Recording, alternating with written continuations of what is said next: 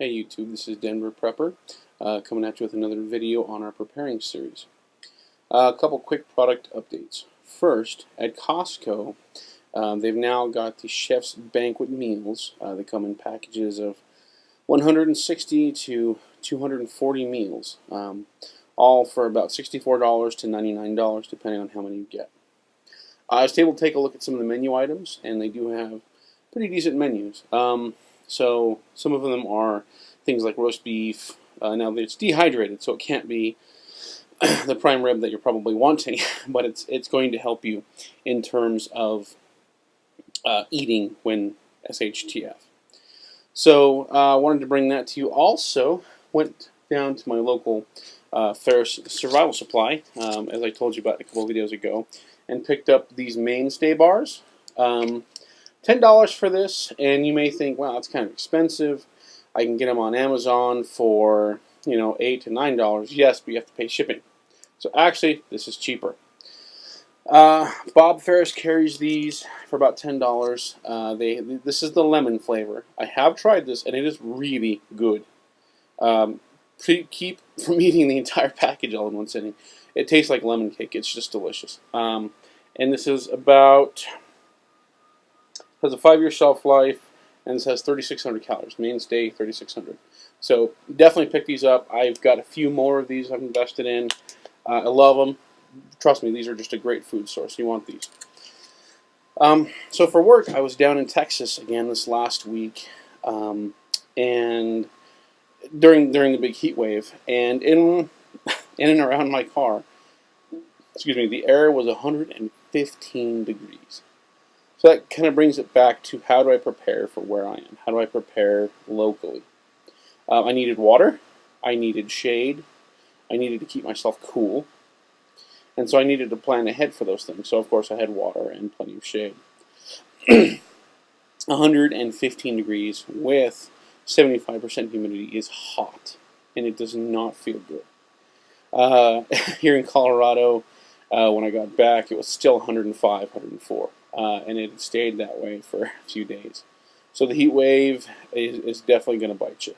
I'm getting rid of the Mercedes. I love my Mercedes-Benz, but it's just not going to be practical for prepping. So if I'm going to be leading this effort at all for anyone on YouTube, I kind of better lead by example. So therefore, I'm going to get rid of my Benz. So bye-bye Benz. That's going to be horrible. But the new vehicle I'm thinking about getting has better air conditioning, better heating, and it's also four-wheel drive like my Benz was, but it has higher ground clearance, therefore I can get to those hard-to-reach places. Speaking of hard-to-reach places, I recently purchased a Honda dirt bike. It's a street-legal dirt bike. My wife and I don't know how to ride, so we went ahead and purchased a bike.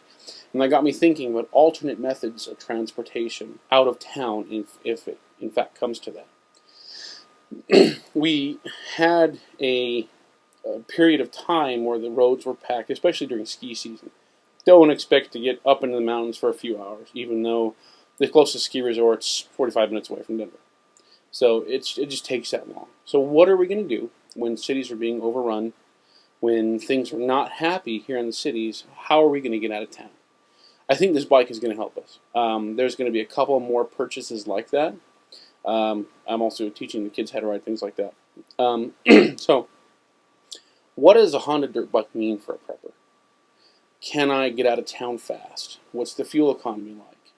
How cheap is the thing to run and operate? A Mercedes-Benz is not cheap to operate.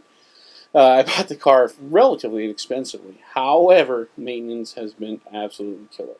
It's very expensive to maintain that car.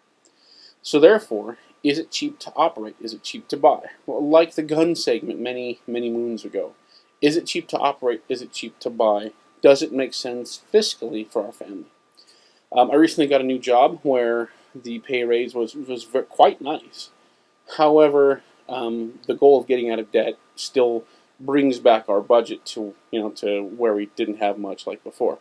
We'll be able to get out of debt faster, and to get that debt gone by Christmas time, which is good.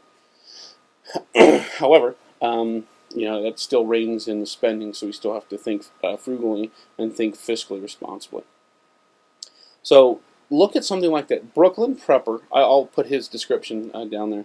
Brooklyn Prepper has a great series on how to get the heck out of Dodge. In fact, I kind of based my purchase off of what he said about his little bike. Living in Brooklyn, you know, it's a very big city, and there's really no place to SHTF2, right? There's no place to bug out, really.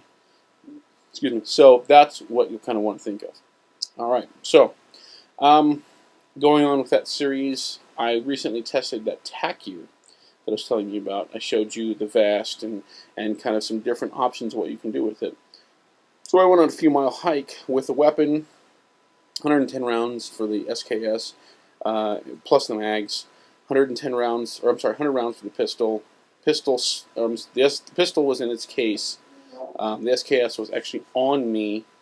I had food, radio, my actual vest on, the dump pouch, things like that. And it was a very comfortable rig.